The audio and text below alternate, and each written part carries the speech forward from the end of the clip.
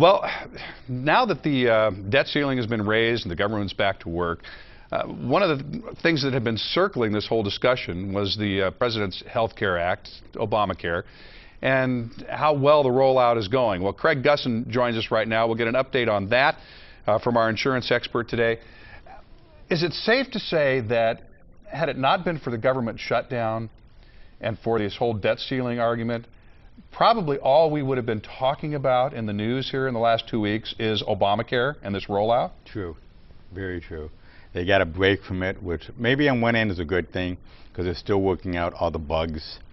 Man, it's just nationwide.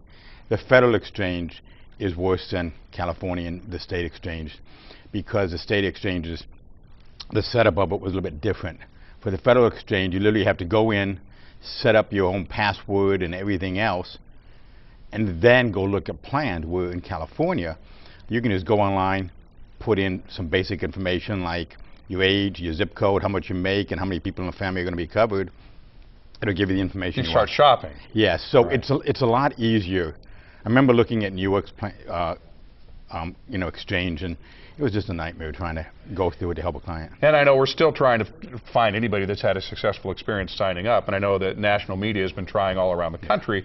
The administration trotted out in one state a person as a success story. That state came back and said, yes, but that is the only person in the entire state that we have found so far that's got that story. So it's, again, let's all take a deep breath, give them a chance to sort this thing out, because for now, it's here to stay. And it's what I've been telling you for months. Let's wait till November, get all the bugs out of the way.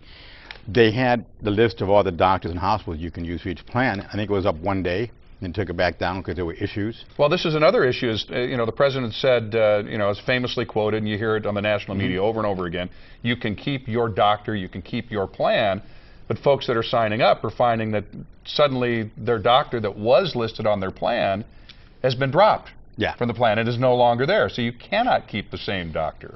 First of all, necessarily. Almost nobody in America that has individual coverage can keep their existing plan. The plans are changing because as of January, you got to have certain benefits in there that maybe weren't in there before. And rates are going to go up, so you're going to look at that and say, okay, I want to change my plan.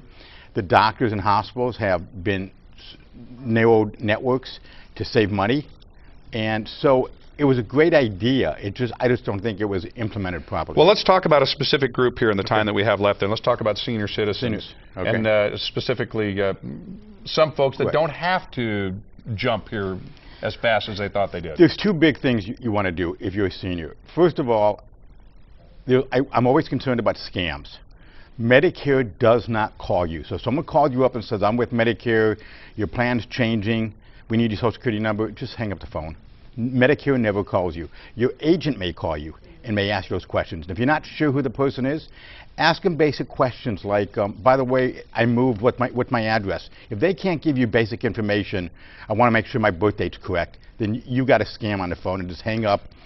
But don't tell them what it is so that they can go, yeah, that's what we have. Yeah, exactly. So you want to stay away from that. The other thing is, if you're a senior, one of the big concerns that we're having right now is seniors are thinking they have to go to the exchange to get their Medicare plan. That is totally false. Anybody who has Medicare, and it's not just seniors, there's a lot of people under 65 who are on Medicare because of a Social Security getting that they don't have to go to the exchange. What they're going to do is what they've always done. You have Part A, which covers doctors and hospitals. You have Part B, which covers Part A is doctors, Part B is hospitals.